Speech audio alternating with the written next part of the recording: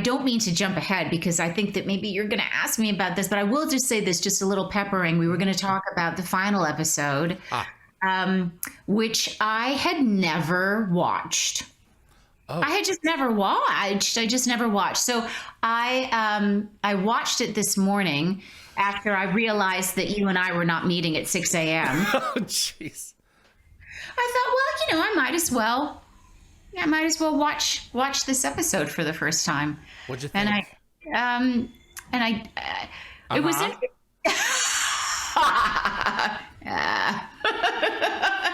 It's a mixed bag. It's a mixed bag. And there are moments that I thought, gosh, wait, hang on a second. Teyla would never leave Ronan. I wouldn't have left his body lying there prostrate and, on the rail. I was just stuff like that. And also I had forgotten, I didn't really do a heck of a lot in that last episode. I remember which is interesting because when I play it back in my mind before watching it, I had a hard time remembering. I thought, gosh, I had a hard time remembering it. Atlantis's nature was fast-paced. And yes. This, I enjoy Enemy at the Gate very much. I want to clarify. Absolutely. Yeah. But it was almost 2 or 3 times as fast as a typical episode because it had a lot going on in it. And so there was only so much time for little character beats, which is what we watch the show for, at least the people that I surround myself with. So, that's absolutely. It's not, I mean, it wasn't supposed to be a series finale, even though it was. I mean, and it's so A, you have the nature of the story as it is, and B, it also functions as this is it, and the 100th episode. Yeah, exactly. And period. Jeez. Yeah, exactly. I want to go back a little bit further. Oh, I did mean to ask this to you. Is it your intent at some point to sit down and watch the show from beginning to end, or do you want it to stay in? Do you want it to stay in your memory? I mean, the truth of the matter is, I haven't really made a decision about that. Okay. I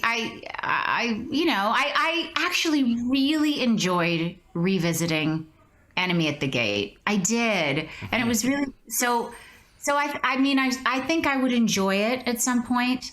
I find it a little bit tricky to just sit and watch, I don't know, my performances, although it's very fun to get to see everybody else and, and just think, God, look at us.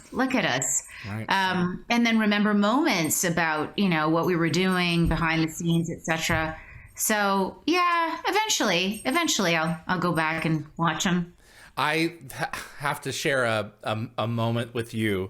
It's interesting. I don't, it was one of the, I think it may have been the first time. Yeah, it was the first time. No, it was the second year that I was on set. Anyway, I didn't know that you weren't supposed to do this. So you guys were filming Irresistible. Oh, yeah. Speaking of Richard. Yeah. Yeah, exactly. And you're on the Village soundstage. Okay. And you're not shooting, but you guys were rehearsing or something or getting ready, and you and I made eye contact. Oh, okay. And I smiled at you, and you smiled back. And it wasn't 5 minutes later where Carol Appleby, the publicist, took me aside and said, "Don't do that." Really? Yeah. She was very observant. Wow. Okay, so let me just tell you that didn't come from me. I smiled at you and then said, "Who the F is that?" Remove him. I had no idea, really. Yeah. Oh no. No, I didn't. And I didn't even consider that it came from you because you didn't have the chance. You were over there. So unless you two are telepathic, but it was it was funny in that it was like I was learning the rhythms of the stage and what it is that you can and can't do and anything else. But it was just but fun. wait, what was the note for you that you can't maintain eye contact with the cast? Don't make eye contact with the cast when they're working. Oh, when they're yeah. Well, I mean, okay, so listen. there's a difference between being on set and just, between scenes, and then when you're actually rolling. Yeah, you were getting ready to roll.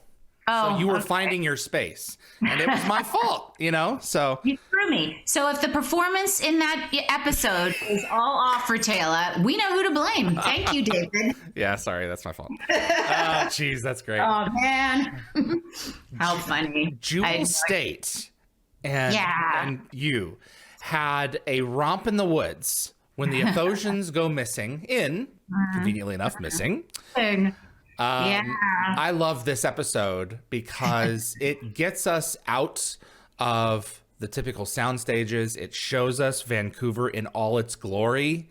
The bridge that was built for that episode. Your wardrobe is great for that, and you get to play with James C.D. Robbins's very, very disgusting gopher slug. Yeah, that was great. That was hilarious. What a delicious yes. Yeah, we had Jewel and I had so much fun. Like, we didn't really get a lot of opportunities to play together. And she was another actress who I very much enjoyed working with, and she's got an awesome sense of humor, and it's slightly off like mine. And we had a lot of fun. I just remember that episode laughing a lot. And also that episode I happened to be pregnant in. So there was kind of a lot going on. But yeah, working with Jewel was really, really funny. And I just have memories of us having a lot of fun and laughing a great deal, which is funny considering that the episode itself was not necessarily a funny episode, right? But it was, I think, really cool to see those two women playing off of each other, and how different our characters were, but how we were able to come together and help each other. Another one of my favorites for sure. Yeah, I loved the note that Jewel struck on the show, because Terrell Rothery, Paul, we have had a great cast of Stargate doctors over the years, and she like Lexa Doig when Lexa came in for a few episodes as well. Jewel chose to deliberately give Keller a little bit of a harder edge, not so softy smushy, cuddly like Paul was, because Paul just exudes that empathy. But Jewel came in and gave it a little bit more of an edge to her. And then you put her out in this situation where it's like, okay, this girl is not ready for this situation. It was so funny to watch someone deal with this, because it's like, okay, all of us watching, pretty much all of us here would be in Jewel's situation as well. Right, completely out of her element. Yeah.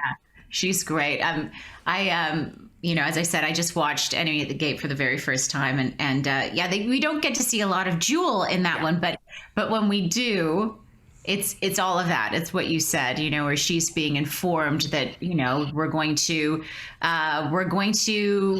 get ourselves to Earth, and it might fail. And if it does fail, then we're all dead. And if it doesn't fail, well, be prepared to fight. And the way she delivered that line was just so wonderful. She's just like, okay. I mean, what are you going to say? What are you going to say? But the way she delivered it was just perfect.